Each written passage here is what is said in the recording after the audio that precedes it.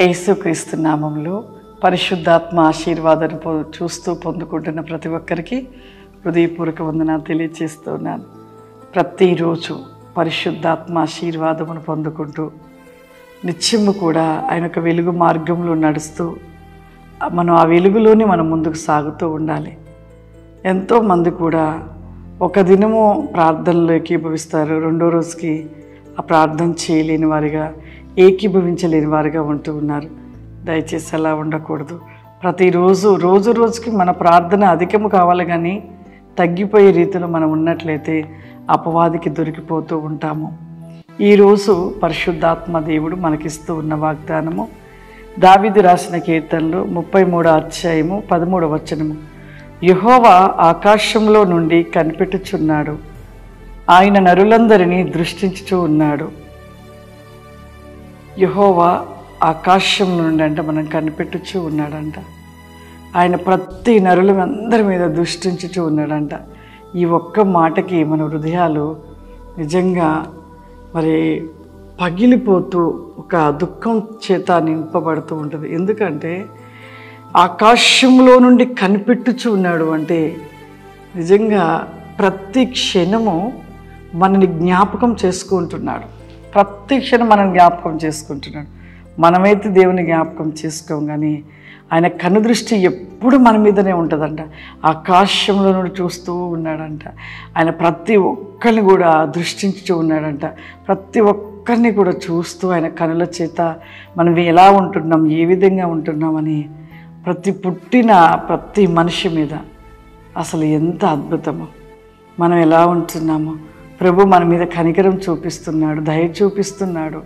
మనని సరిచేసి మరలా తిరిగి ఆయన రాజ్యానికి చేర్చుకోవాలని ఎంతగా ఆయన కనులు మన కోసము ఎదురు చూస్తూ ఉంటే మనం ఏం చేస్తున్నాం అంటే పాపాన్ని విడిచిపెట్టలేకపోతున్నాం. పాపపు మనసు, పాపపు ఆలోచనలు, పాపపు క్రియలు, తలంపులు, పాపంలోనే జీవిస్తున్నాము. కానీ ఎన్ని విధాలుగా ప్రభు మనల్ని సరిచేయటకి ఎన్ని విధాలుగా, ఎంత పరిశుద్ధ గ్రంథంలో ఒక్కొక్క వాక్యం అమూల్యమైన మాటలు, ఒక్క మాట అమూల్యమైన ఆ మాటలను నెమర వేసుకుంటే నిజంగా అసలు మన జీవితంలో సరి అయి పరిపూర్ణులుగా మార్చబడతాం. కానీ మనము ఆయన మాటలను వినలేని వారిగా ఉంటున్నాము, ఆయన వైపుగా చూడలేని వారిగా ఉంటున్నాము. కనీసము ప్రభువాని పిలిచేవారిగా కూడా మన మనసు ఉండలేకపోతుంది ప్రియులారా. కానీ దేవుడు ఎప్పుడు చూస్తూ ఉంటాడు. నీ స్థితి నీవు పరిపూర్ణంగా మార్చబడితే ప్రభు అంట పరలోకం నుండి సంతోషిస్తాడంట, ఆనందిస్తాడంట. అందుకే ఒక పాపి రక్షించబడుట పరలోకంలో విందు చేయబడినట్లుగా, ఒక పాపి మార్చబడినప్పుడు తన తండ్రి కుమారుడు తిరిగి వచ్చినప్పుడు విందు చేసినట్లుగా దేవుడంట మహా సంతోషపడతాడంట. ప్రతి బిడ్డ దినము కూడా మనలో ఒక మార్పు వస్తుంటే దేవుడు చూసి ఆనందపడతాడంట, సంతోషపడుతూ ఉంటాడంట. యోబు విషయంలో కూడా వచ్చిన ఆ పరీక్షలకి దేవుడు ఒకవైపు చూస్తూనే ఉన్నాడంట. కానీ సాతానుడు ఎప్పుడు ఆ యొక్క యోబుని బాధ పెట్టి యోబు నోట తండ్రిని దూషించినట్లుగా చేస్తే దేవుడు దుఃఖపడుట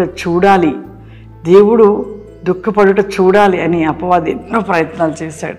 కానీ దేవుడు సంతోషించినట్లుగా యోబు నిలబడిపోయాడు. స్థిరంగా శ్రమను భరించాడు, నిందను భరించాడు, అవమానాలను భరించాడు, ఆర్థికమైన స్థితిని భరించాడు, కొడుకులు కోల్పోయిన భరించాడు. అన్ని ఒక్క శ్రమ కాదు, నింద, అవమానములు, శ్రమలు, ఆర్థికమైన స్థితి, లేని స్థితి, తన కడుపున పుట్టిన బిడ్డలు చనిపోయారు, చివరికి అసలు ఏమీ లేని స్థితి, ఇక అన్నీ పోయినవి. చివరికి శరీరానికి ఒక రోగము కూడా కలిగించబడింది. అంటే భూమి మీద పడవలసిన ప్రతిదీ పడ్డాడు. అయినను కూడా ఎక్కడ తన మనసు చెక్కు చెదరలేదు, ఎక్కడ అవిశ్వాసం రాలేదు. ఒక మాట అయితే నేను నిజంగా చెప్తున్నాను, ప్రతి క్రైస్తవులలో దేవుని బిడ్డ అని నీవు ఒక ప్రూఫ్ కావాలి అంటే నీ మీద ఒక నిందలు, అవమానాలు అవన్నీ కూడా నీ మీదకి వచ్చినప్పుడు నీవు దేవుని బిడ్డగా ఒక ప్రూఫ్ అయినట్లయితే అవి కేవలం భరించాలి. వాటిని చూసి నువ్వు కృంగిపోవద్దు, వాటిని చూసి నువ్వు బాధపడద్దు. యేసు ప్రభు వారిని ఎప్పుడైతే తను ఎప్పుడైతే దేవుని యొక్క పని చేయుటకు పరిచర్య చేయుటకు మరి ప్రారంభించిన కాడి నుండి కూడా ఎలా అంటే భయంకరంగా యేసు ప్రభుని వారు విమర్శించడము, ఎన్నో రకాలుగా ఇబ్బంది పెట్టడము, శాస్త్రులు పరిచర్యలు వీళ్ళందరూ కూడా అనుక్షణం యేసు ప్రభు వెంబటే ఉండేవాళ్ళు, నిందించటం, అవమానించటం, చివరికి శిలువ వేసే వరకు కూడా ఎంతమంది అవమానంగా నిందించి ఉమివేసి ఎన్ని చేసినా కూడా ఎక్కడా కూడా దేవుని గణపరుస్తూ తన తండ్రిని గణపరుస్తూనే వచ్చాడు. మనకు కూడా అంతే. అటువంటి శ్రమ వస్తేనే ఆయన బిడ్డలం. ఏదో చిన్న చిన్న శ్రమలు వచ్చాయి ఇంకా మేము దేవుడి బిడ్డలు అంటానికి కాదు, మన మీద కూడా అటువంటి నిందలు, అవమానాలు అటువంటివన్నీ మన మీదకి వచ్చినప్పుడు నీవు దేవుని బిడ్డగా ముద్రించి పడిపోయినట్లే. ఎన్నో ఎదురవుతాయి, కానీ వాటిలో కృంగిపోకూడదు, వాటిలో దుఃఖపడకూడదు, ఆనందంతో వాటిని స్వీకరించాలి. ప్రభు మీదకి వచ్చిన వాటికంటే మన ఏ పాటివి? యోబుని శోధించిన మరి ఈ రీతిని బట్టి మనం ఏ పాటి వాళ్ళం? కాబట్టి ప్రతి శ్రమ విషయంలో, అన్ని విషయాలలో కూడా మనము సంతోషంగా వాటిని స్వీకరించినప్పుడు పరలోకములో ఉంటున్న తండ్రి ఆనందపడతాడు, అపవాది ఓడిపోతూ ఉంటాడు. అందుకే ఆయన కనులు ఎప్పుడు ప్రతి బిడ్డను చూస్తూ ఉంటాయంట.